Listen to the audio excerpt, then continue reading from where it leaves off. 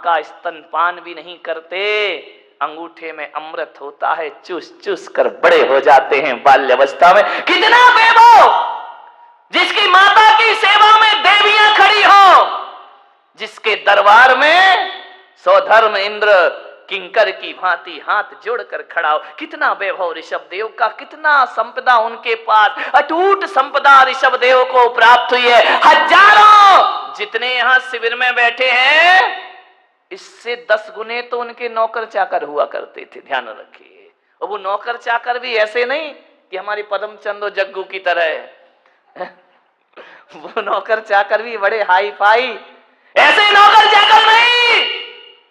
वो नौकर चाकर जो थे, देवता नौकरों का रूप बनाकर जिनके यहां खड़े रहा करते हैं, जिनकी सेवा में देवियां लगी है, वस्त्र स्वर्ग से, भोजन स्वर्ग से। क्या कहना ऋषभ देव के ठाट का, जिस रथ पे चल रहे तो स्वर्ग से रथ आया है, इस धरती का उन्होंने कुछ भी नहीं लिया। कितनी संपदा ऋषभ देव के पास, जिसके बेटे ने 6 खंड जीत लिए हो, जहां जहां निगाह डालो आर्यावर्त में सब ऋषभ देव की भूमि थे। महान तीर्थंकर हुए, हजारों लाखों वर्ष की आयु। मालूम है कितनी आयु थी ऋषभ देव की? नहीं मालूम कितनी आयु थी? पढ़ते लिखते नहीं हो? 80 साल। तुम्हारे पापा की नहीं पूछ रहे हम, है? कितनी आयु थी ऋषभ देव की? आयु अपन सब कई बार मर जाएंगे, तब तक वो जीते रहे, ध्यान रखना। 84 लाख पूर्व। लाख पूर्व जानते हो क्या होती है?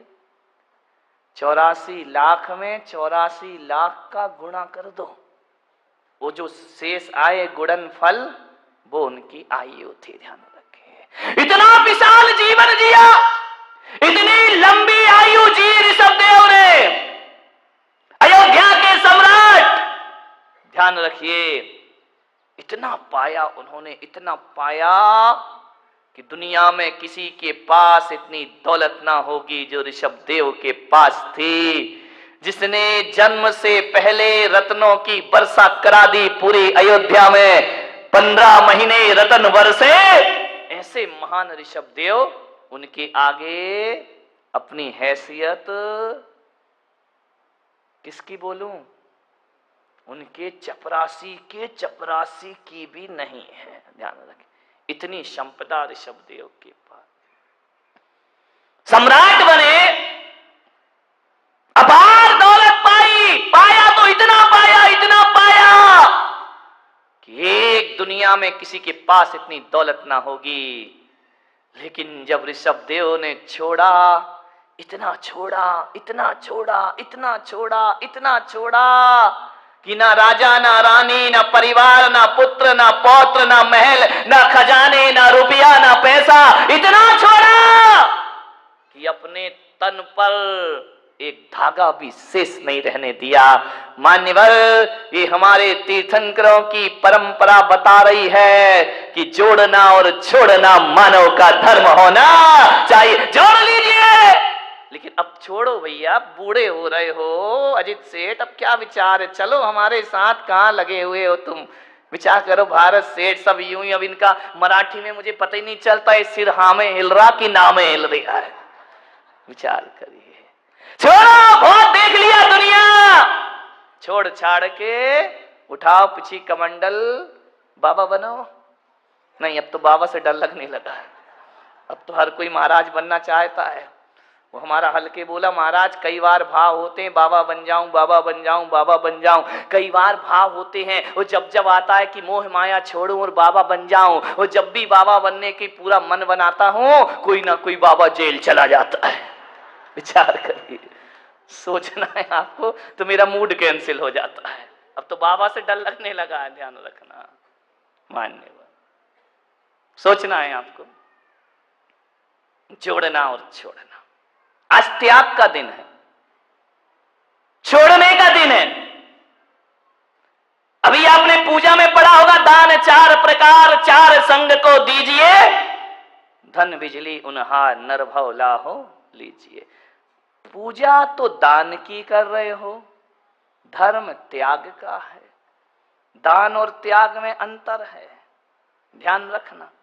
जमीन आसमान का अंतर है। पूजा में दान के गुण गाए हैं और धर्म तो त्याग का है। ध्यान रखना, आप श्रावक हो, आप त्याग करते हो, आप दान करते हो।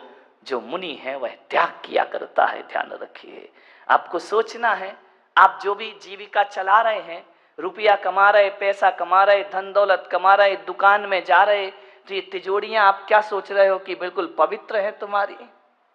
काय से भरती है तिजोरी? पुण्य से या पाप से? ध्यान रखना। नंबर 2 करोगे, छल कपट करोगे, बेईमानी करोगे, बाप की कसम खाओगे, उसकी कसम खाओगे, इससे ज्यादा मैं नहीं पढ़ता, प्लीज ले लीजिए, बहुत घाटा हो जाएगा। घाटा खाक हो जाएगा, मूल तो तू पहले ही ले चुका है। विचार करिए आप, ये व्यापार है, ये बिजनेस है, इससे ही व्यापार चलता है। साम दाम दंड भेद व्यापार में क्षम्य है। ये नहीं करोगे तो व्यापार चलेगा नहीं। ये करिए, ऋषभ देव ने इसका मना नहीं किया है। लेकिन एक बात ध्यान रखिए, जब भी कोई समुद्र भरता है, मुंबई में जाके देखना, समुद्र जब भी भरता है, समुद्र केवल पवित्र नदियों से नहीं भरता है, उसके साथ साथ गंदे नाले भी जाते हैं, शहर की नालियां भी जाती हैं, गटर भी जाता है, गंदगी भी जाता है। ध्यान रखना, नदियां तो फिर भी पवित्र होती हैं, लेकिन समुंदर पवित्र नहीं हुआ करता है। ध्यान रखिए, समुंदर अकेली शुद्ध नदियों से नहीं भरता, गंदगी भी पहुंचा करती है। वही आपसे कह रहा हूं कि धन की तिजोरी केवल पवित्रता से नहीं भरती है, गंदगी भी उसमें पहुंच जाया करती है। कौन सा व्यापार है जिसमें हिंसा ना हो, झूठ ना हो, छल ना हो? इससे व्यापार चलता है। ध्यान रखना, इसलिए कहा है कि सुबह से शाम जो कुछ कर रहे हो, पापों का अर्जन हो रहा है जीवन में, और जो पाप की कमाई है, भगवान कहते हैं इसका ब्याज चुकाते रहो। ध्यान रखना, तो दान से पाप का ब्याज चुकता है। ध्यान रखिए, दान से पाप का ब्याज चुकता है और त्याग से पाप का मूल चुक जाया करता है। ध्यान रखिए, जो त्याग करेगा वह मूल, इतना तो करो, मूल तो तुम चुका नहीं सकते, मूल चंदो। ध्यान रखना, कम से कम ब्याज की किस्त देते रहो, दान करते रहो। श्रावक हो, दान करना तुम्हारा धर्म हुआ करता।